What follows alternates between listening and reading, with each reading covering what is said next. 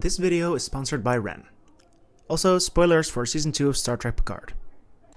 Star Trek The Next Generation, the second show in the Star Trek universe that ran from 1987 to 94 and starred the world's most English Frenchman Jean-Luc Picard, is the show that really crystallized the idea that Star Trek's future is supposed to be this utopian ideal for humanity, one we could and should strive to achieve. In the almost 2 decades between the original series cancellation and The Next Generation's premiere, franchise creator Gene Roddenberry had really started to buy into his own myth as this almost messianic figure with an enlightened vision for the future, and had become really concerned with living up to that reputation now that he was once again at the helm of a new show. This did lead to some pretty bad ideas, holding The Next Generation back for quite a while, like the idea that there should never be any conflict between members of the crew, as 24th century society would have moved beyond that, which obviously made it a lot harder to develop the show's characters and tell interesting stories. Roddenberry's micromanagement also had other less than fortunate consequences, like his, let's say, weird relationship to women, leaving a clear imprint. Just to be clear, I have no interest in deifying this flawed man. He held Star Trek back in a lot of ways, and it's probably no coincidence that TNG started getting better and better as Roddenberry's influence on the show started waning. On the other hand, however, Roddenberry's idea of the Star Trek universe as basically this hopeful, egalitarian space socialist utopia became a core part of the franchise going forward, and is an important reason many people, myself included, gravitate to Trek. The clearest instance of this vision in The Next Generation probably comes from the episode The Neutral Zone, in which Picard tells a 20th century billionaire, who had up until recently been cryogenically frozen, about this brave new world he now finds himself in. Greed, poverty, and even money itself are things of the past. Everyone in his future is cared for unconditionally, and this hasn't disincentivized humanity from progressing further, as this man's small imagination and conventional yet disproven economic wisdom would predict. Rather, humanity is as driven as ever, not by fears of homelessness and starvation, but by its innate urge to better itself and the world. A lot has changed in the past 300 years. People are no longer obsessed with the accumulation of things. We've eliminated hunger, want, the need for possessions. We've grown out of our infancy. I would certainly not want to downplay how cool it is that this aired during the presidency of Ronald Reagan, the man largely responsible for the neoliberal policies that led the US to becoming the hellhole it is today. One thing that does bother me a little about this, though, is that Star Trek often seems to suggest that matter synthesizers are the reason for this. If you could just conjure up anything you need out of thin air, hunger, poverty, and need itself would be a thing of the past, right? This betrays a fundamental misunderstanding of how poverty and hunger work. They are not the result of a naturally occurring resource scarcity, but of a scarcity that is manufactured for profit. The means to provide for everyone's basic needs are already here. We produce enough food today to feed a population of 10 billion, and most Western countries have more empty homes than homeless people. It's not a matter of there not being enough, but a matter of the economy not being under democratic control, instead being under the private control of profit-seeking entities who would rather let people starve or die of exposure than sacrifice their personal profit. I would almost want to suggest that it's perhaps possible to critique the model of capitalist liberal democracy from a moral standpoint, but I don't want Francis Fukuyama to come to my house and shoot me in the head, so let's just move on.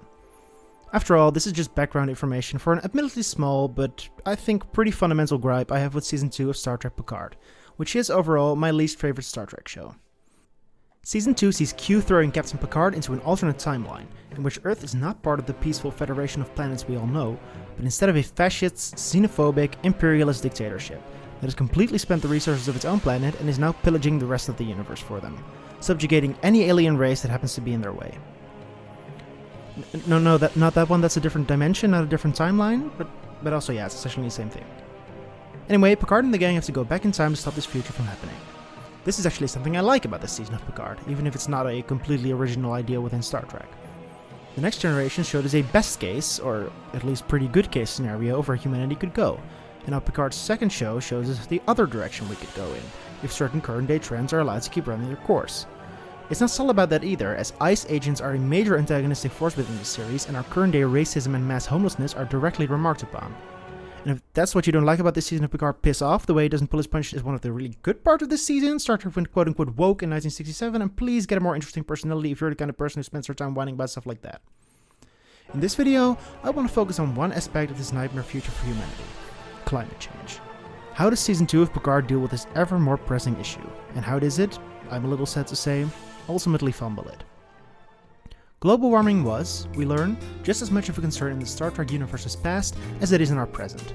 The way these different timelines dealt with it, however, differs quite a lot.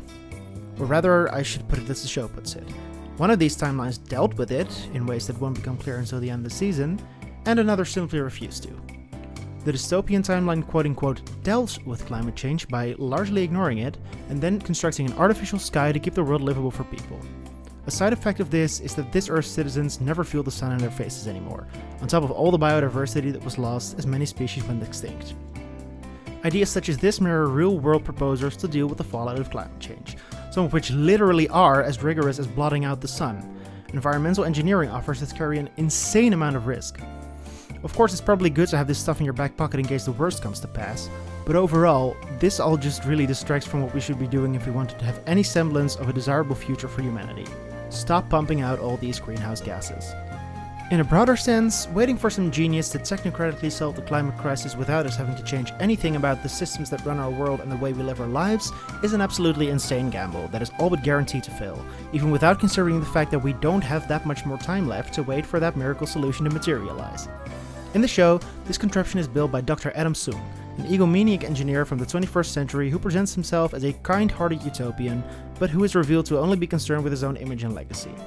It's even revealed that he would literally choose to set the world on a path that would lead to him becoming a revered hero in the eyes of humanity, even if he knows that that means the aforementioned dystopian future would come to pass. This is the light in which pie-in-the-sky industrialists who measurably do far more harm than good for the world should always be cast. No, Daddy Musk is definitely not going to be the one to save you, no matter how many of his boomer Facebook memes you retweet. People like him and Bezos are just looking to launder their reputation, stay away from regulation, and benefit from subsidies with this stuff. So far so good, right? Clear message. Act on climate change to avoid disaster, and don't trust billionaires who sell you continued support for the problem's causes as the solution. We'll make our planet unlivable that way, and we won't have the means or knowledge to build the futuristic contraption we see in Picard. We'll also just completely burn through our planet's resources, and we in the real world won't have the luxury of thousands of other resource-rich planets to keep our exploitative economic system that demands constant expansion, talking about capitalism here, going. So Picard is saying we have to completely overhaul our economic system if we want to survive. Right? Well, almost, but not quite. Like much in this season, it's set up really well in the first part of the season, only to fall apart in the second half. In this case, we learn in the final episode what it actually was that caused the world to solve its climate crisis, and, well, I think they probably should have thought through a little better what kind of message that sends. Okay, so fairly early on, we learn that the utopian Star Trek future we're all used to hinges on Picard's ancestor, the astronaut Rene Picard, going on a mission to Io, one of the moons of Jupiter. Q is trying to get her to back out of it, which would apparently somehow set the wheels in motion for that terrible future we saw earlier. Eventually, we'll learn why. On Io, Rene Picard would find a microorganism that she believed to be sentient, and which she would convince her commander to bring it back to Earth. Back home, it is eventually discovered that this organism can be used to clean the air and the seas, thereby apparently solving climate change. Yeah. So at that point, the show is no longer saying, hey, we should really get to reducing those emissions to get to net zero quickly, huh? Now it's saying that waiting for a miracle solution is actually the way we will solve this, and that we probably won't need to change anything about the way we live or about the way our systems work. It really does defang the social commentary quite a bit once you think about it too hard. The difference between dystopia and utopia is not actually humanity making an effort to get that better future, it's a chance discovery without which we would have been doomed. The difference between fascism and fully automated luxury space communism is luck. Essentially, the show is now advocating for inaction. Like with the replicators before it, it relies on a sci-fi deus ex machina to hand us a solution to a problem for which we already have all of the tools to solve it ourselves. So I'll reiterate, we can't afford the luxury of waiting for a miracle. We know what needs to be done, and that it needs to be done now. We know that in the short term, we have to push for our governments to force companies to reduce their emissions.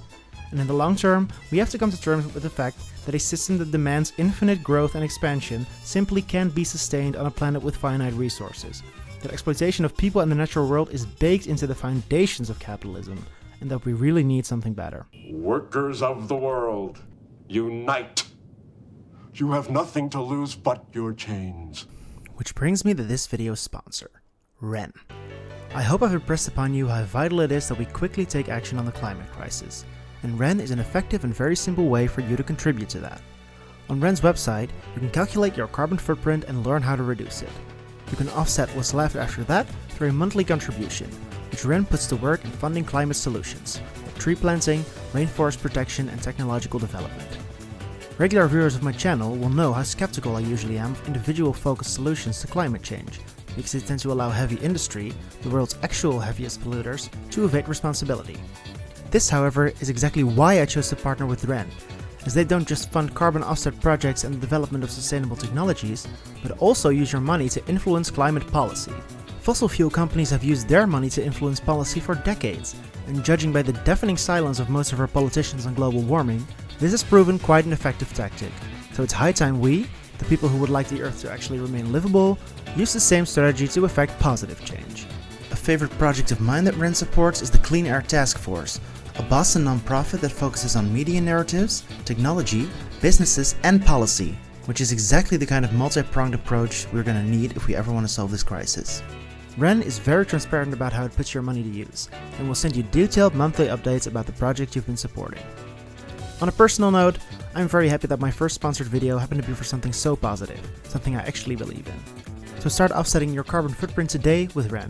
The first 100 people to do so through the link in my description will have 10 extra trees planted in their name. Also, Picard is a historian? How would he not know that his own ancestor literally made the discovery that solved climate change? Yeah. Hi, thanks for watching this video to the end. As we don't live in the utopian Star Trek future yet, this is the part where I have to degrade myself by begging for you to subscribe, like, hit the bell, watch another video, comment, etc, etc, etc. As much as I hate asking, I really do appreciate it if you do any of those things, and thank you in advance. Okay, bye.